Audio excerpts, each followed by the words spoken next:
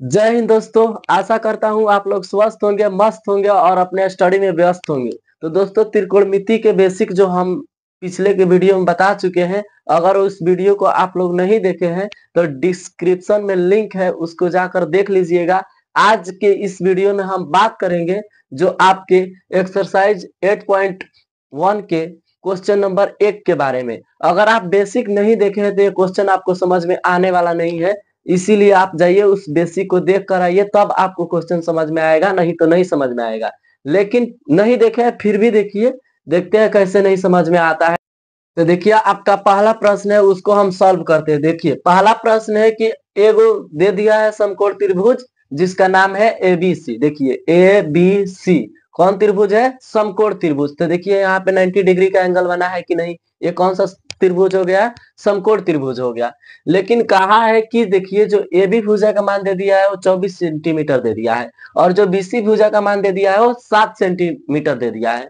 लेकिन देखिए, ये कहीं ना कहीं लंब का मान दे दिया है, आधार का मान दे दिया है, लेकिन कर्ण का मान नहीं दिया है। जैसे मैं आप लोगों से पूछूं कि शादी करने के लिए क्या क्या चीजों की जरूरत होगी, तो पहले दुल्हा, उसके बाद दुल्हन, उसके बाद पंडित। लेकिन यहाँ पे देखिए, कहानी ये है कि यहाँ पे लंब दे दिया है, आधार दे दिया है, लेकिन कर्ण देवे नहीं किया है। जैसे मान लीजिए दुल्हा है, दुल्हन है, पंडित है, ये है नहीं है, तो कैसे शादी होगा? तो इसके लिए आपको क्या करना होगा? सबसे पहले कर्ण को ज्ञात करना होगा। ज्ञात करना होगा तबे ना इसका मान आप निकाल सकते हैं। Sign A cos A, sign C cos सी, तबे ना निकालिएगा। तो इसके लिए सबसे पहले आपको बता दूं कि आपने कहीं ना कहीं पाइथागोरस प्रमेय पढ़ा होगा, जरूर पढ़ा होगा। तो देखिए, पाइथागोरस प्रमेय किस त्रिभुज में लागू होता है? तो वो समकोण त्रिभुज में लागू होता है। जब तक समकोण त्रिभुज नहीं रहेगा तब तक पाइथागोरस प्रमेय नहीं लागू होगा, नहीं अप्लाई होगा। ठीक है, तो देखिए, पाइथागोरस प्रमेय से हम काम करेंगे कर्ण को ज्ञात करने के लिए। तो इन्होंने कहा था, पाइथागोरस प्रमेय कहा था कि कर्ण का स्क्वायर, कर्ण का स्क्वायर बराबर होता है लंब का स्क्वायर प्लस आधार का स्क्वायर, आधार का स्क्वायर होता है। तो देखिए, एकदम बबुआ के जैसे आपको समझाया जाएगा। देखिए, सबसे पहले लंब, कर्ण का स्क्वायर बराबर होता है लंब का स्क्वायर प्लस आधार का स्क्वायर, ये होता है पाइथागोरस प्रमेय।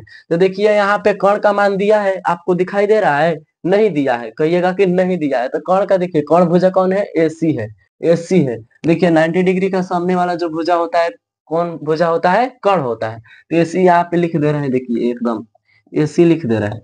उसके बाद हम क्या कर रहे हैं कि लंब का मान देखिए, लंब, लंब है, लंब यही ना है लंब। लंब देखिए, ए बी भुजा है कि नहीं है? ए बी यहाँ पे लिख दे हम, ए बी, देखिए यहाँ पे ए बी लिख दे रहे हैं।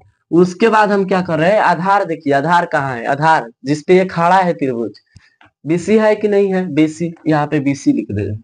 स्क्वायर है तो स्क्वायर, कोई दिक्कत नहीं। उसके बाद एसी को यूं ही छोड़ देते हैं। उसके बाद क्या करते हैं, जो देखिए ए बी का मान कितना दिया है, ए बी का मान कितना दिया है आपके क्वेश्चन में दिया है। ऐसा नहीं है, मैं क्वेश्चन लिख सकता था, लेकिन स्पेस की कमी होने के कारण मैं क्वेश्चन नहीं लिखा हूँ। देखिए यहाँ पे, देखिए यहाँ पे ए बी का मान कहिएगा कि 24 सेंटीमीटर है, 24 सेंटीमीटर यहाँ पे लिख दे रहे हैं। स्क्वायर है तो स्क्वायर। बीसी का मान कितना है? तो 7 सेंटीमीटर है। देखिए यहाँ पे 7 लिख दे रहे हैं। देखिए यहाँ पे हो गया। और एसी है तो रहने दीजिए, इसको ज्ञात करना है, एक और है। अब 24 का स्क्वायर क्या होता है? तो अगर आप स्क्वायर नहीं निकालना जानते हैं तो इसके पीछे वाला वीडियो जाकर देखिए, उसमें स्क्वायर निकालने का ट्रिक हम बता दिए हैं, उसमें जाकर देख लीजिए। स्क्वायर आप चुटकियों में निकाल सकते हैं। तो देखिए, 24 का स्क्वायर होता है वो 576 होता है। ऐसे तो बहुतों को याद रहता है 576। और जो 7 का स्क्वायर होता है वो कितना होता है? 49 होता है। देखिए 49। आप देखिए, देखिए इसको यूं ही छोड़ देते हैं, इसको जोड़ देते हैं, कितना हो जाएगा? 625 हो जाएगा। ये स्क्वायर जब बराबर के उस साइड जाएगा तो किस में जाएगा? रूट में जाएगा। जैसे आप लोग पढ़े पढ़े होइएगा कि प्लस जाता है तो माइनस में, और माइनस जाता है तो प्लस में होता है। उसी प्रकार से स्क्वायर जाता है तो किस में जाता है? रूट में जाता है। अब बताइए, आपसे मैं पूछूं कि बताइए ये किसका रूट होता है? 625 किसका रूट होता है? तो आप कहिएगा कि 25 का, 25 का होता है। अगर नहीं जानते हैं तो देखिए यहाँ पे 25 गुने 25 कीजिए, 25 गुने 25 कीजिए। और रूट क्या कहता है कि जब इसका जोड़ा लग जाए तो इसको बाहर निकाल दीजिए। उसी प्रकार से हम बाहर निकालें। ठीक है, ये आ गया। एसी का मान कितना?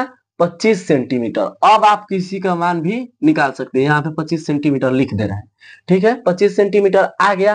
अब आपको कहा है जो साइन ए कॉस ए और साइन सी कॉस सी का मान ज्ञात करना है। चलिए हम ज्ञात करते हैं। देखिए सबसे पहले इसको मिटा दे क्या, नहीं मिटाएंगे, छोड़िए रहने देते हैं। देखिए इसको मिटाएंगे नहीं, पहले एक नंबर क्वेश्चन ले लेते हैं। साइन ए कहा है तो सबसे पहले आपको कुछ नहीं करना है, कुछ नहीं करना है। सबसे पहले साइन का फॉर्मूला क्या होता है, साइन का फॉर्मूला क्या होता है, तो कहिएगा कि पी बाई एच होता है, पी बाई एच होता है।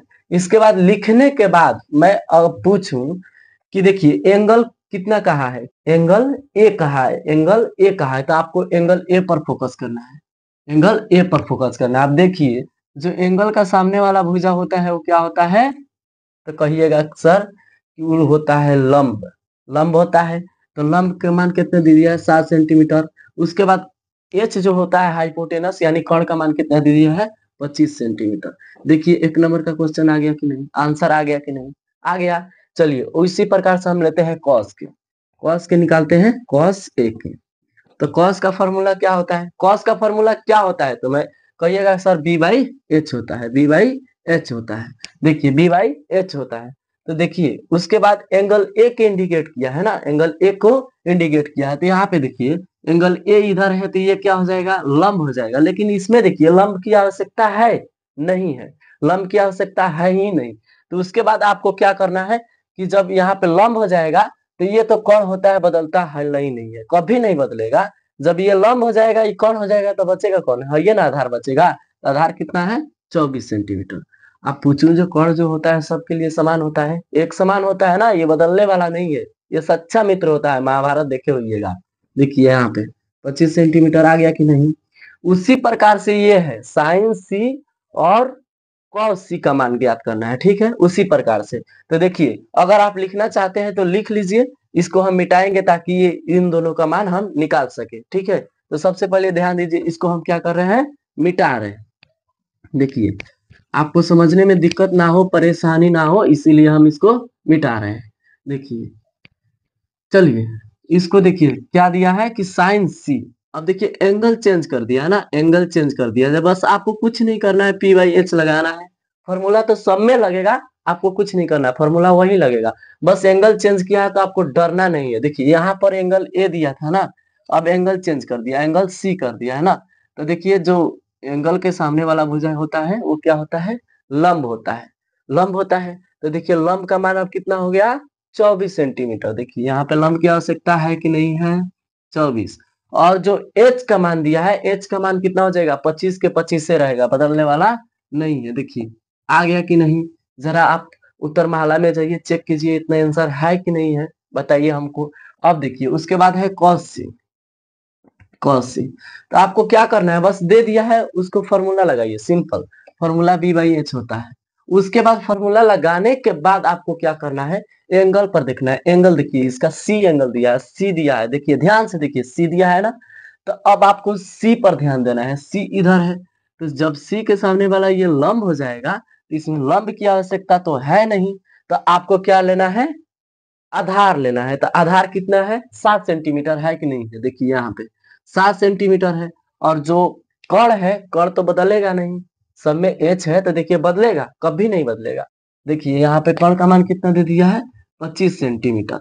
तो देखिए आप जाइए उत्तरमाला में चेक कीजिए कि इसका आंसर इतना है कि नहीं है। अगर आपको इस वीडियो के माध्यम से थोड़ा सा भी कुछ सीखने को मिला है तो इस वीडियो को लाइक कीजिए, और साथ ही साथ अगर इस चैनल पर नए हैं तो चैनल को सब्सक्राइब कर लीजिए, और कमेंट बॉक्स में जाकर एक छोटा सा कमेंट जरूर कीजिएगा ताकि हमारा मोटिवेशन बना रहे। तब तक के लिए मिलते हैं अगले वीडियो में। जय हिंद, जय बिहार।